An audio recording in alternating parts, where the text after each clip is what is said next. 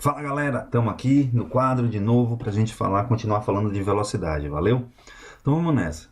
Quando a gente fala de velocidade, qual a primeira impressão que a gente tem?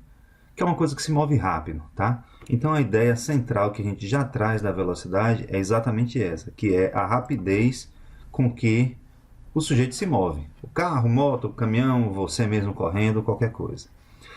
Para a gente organizar um pouquinho mais as ideias, vamos lá, ó. Para a gente começar a puxar isso para as grandezas físicas, como é que a gente mede a rapidez? A gente precisa saber, a gente precisa comparar o deslocamento ou a distância que o cara percorre e o tempo que ele gasta para fazer isso. Quando a gente compara essas duas coisas, a distância percorrida ou o deslocamento e o tempo que gastou para isso, a gente sabe dizer se o sujeito é um sujeito rápido ou não, ok? Então vamos logo para a primeira definição, que é a definição de velocidade média. Deixa eu baixar aqui. Pronto, velocidade média. A ideia é muito simples, tá? Tá aqui o nosso sistema de referencial, origem, posição medida em metros. E aqui a gente vai considerar ó, o tempo inicial. Ele está numa posição desse tempo inicial, então a posição relacionada com o tempo. Aqui um instante final e a posição dele nesse instante final. Isso aqui, na verdade, depois vai virar um número. Sei lá, vai virar -3, aqui vai virar 5. Então isso vai virar número, mas a ideia é entender que isso aqui é a posição no instante de tempo, que a gente já viu lá quando a gente falou de posição, né? O que é a velocidade, então? É a comparação entre o quanto ele andou e o tempo que gastou para isso. Então o que a gente tem aqui, ó, deixa eu subir, pronto, aqui dá para enxergar, de boa. Bom, velocidade média está aqui. É a comparação na matemática, a gente usa a divisão como comparação entre o deslocamento e o tempo percorrido, ok? Bom, como é que a gente vê o deslocamento? O deslocamento, por exemplo, é o quanto mede daqui para cá nesse caso. Então, ó, isso era para ser uma reta, mas tudo bem, né? Não tem problema não. Vai ser a posição dele final menos a posição dele inicial e o tempo que ele gastou para isso vai ser o tempo final menos o tempo inicial. Ah, eu não entendi direito esse negócio não, Léo. Como é que funciona isso aí? Bom, para a gente sair dessa situação, vamos imaginar o seguinte, que ele sai da posição 2 e chega na posição 7. Quanto foi que ele andou? Andou 5. Como é que você sabe? Você faz a posição final 7 menos a posição inicial 2. É isso que vai acontecer aqui, ó. Beleza? O mesmo raciocínio para o tempo. Velocidade, estamos organizando, definido. Grandeza física nova, unidade do SI. Vamos lá, como é que a gente mede velocidade? Bom, velocidade é deslocamento sobre tempo. Deslocamento a gente mede em metro, tempo a gente mede em segundo. Então, velocidade no sistema internacional a gente vai anotar como sendo em metros por segundo. Pera aí, Léo, velocidade para mim é aquele lance lá do carro de velocímetro, quilômetro por hora. Não rola? Rola. Na verdade, pode ser qualquer unidade de deslocamento por qualquer unidade de tempo, mas no sistema internacional é essa daqui. Dá para converter? Dá. A gente já sabe fazer a conversão que a gente já viu lá no vídeo de conversões, ok? Para vocês darem uma treinadinha, olha só, pega a lista que está lá no nosso site e dá uma treinada. Só aplicação imediata de fórmula, questão 7, letra B, para ver esse conceito de velocidade, tá? Então vamos lá, velocidade média é a comparação entre o deslocamento e o tempo que gastou para isso.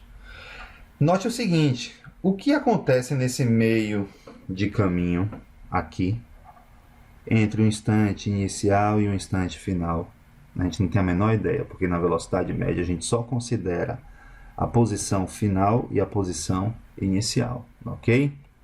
Bom, mas se você quiser uma informação em um determinado instante de tempo, isso quem vai dizer para a gente, olha só, é a velocidade instantânea.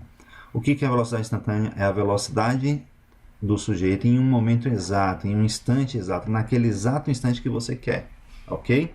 Ela geralmente aparece como uma função do tempo. Tá, mas como é que a gente encontra isso, essa velocidade instantânea? Vou mostrar para vocês o raciocínio que leva a essa conclusão.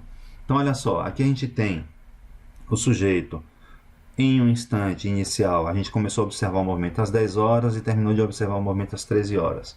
O intervalo de tempo, pronto, aqui agora dá para ver, 3 horas. O que aconteceu nesse meio termo? Não sei. Ah, e para eu ficar sabendo, tá, eu vou diminuir o intervalo de observação. Então, olha só, eu vou diminuir o ΔT. Então, ao invés de observar ele entre 10 horas e 13 horas, eu posso observar, por exemplo, entre 10 horas e 11 horas. Aí você diz, tá, Léo, eu continuo perdendo informação, porque tem esse tempo entre 10 e 11 horas. E aí você vai enxugando, vai diminuindo o tempo de observação. O ideal é que esse tempo de observação tenda a zero. Ou seja, se o tempo de observação, esse intervalo de tempo, seja zero, você vai estar em um exato instante de tempo. Esse é o conceito. Na prática, como é que as coisas vão aparecer aqui pra gente? A velocidade, vai aparecer como... Eita, diacho, espera aí que agora bagunçou tudo. Volta pra cá. Aí, consertei a merda.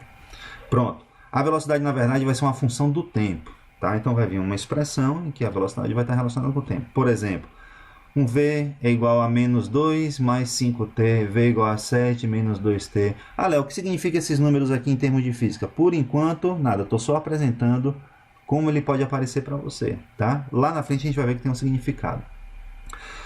Vamos ver como é que isso funciona na prática. Aqui, ó, exemplo. A velocidade de um sujeito, de um móvel, é descrita pela função V igual a 4 menos 2t, unidade do SI. Deu para ver que eu dei uma apertada aqui que eu tinha esquecido, né? Determine a velocidade inicial, a velocidade no instante t igual a 3 segundos e o instante em que o móvel para. Um de cada vez. Velocidade inicial. O que é velocidade inicial? Velocidade inicial é a velocidade no instante zero. Então, o que é que eu vou ter que fazer? Eu vou ter que pegar o tempo zero e jogar aqui, ó, no lugar do tempo. Então, vamos nessa.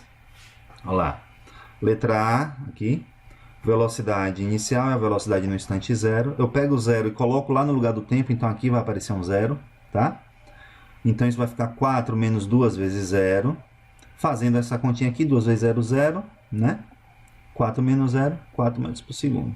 Opa, não apareceu, apareceu aí agora. 4 metros por segundo. Simples, só substituir o zero no lugar do tempo. Ok?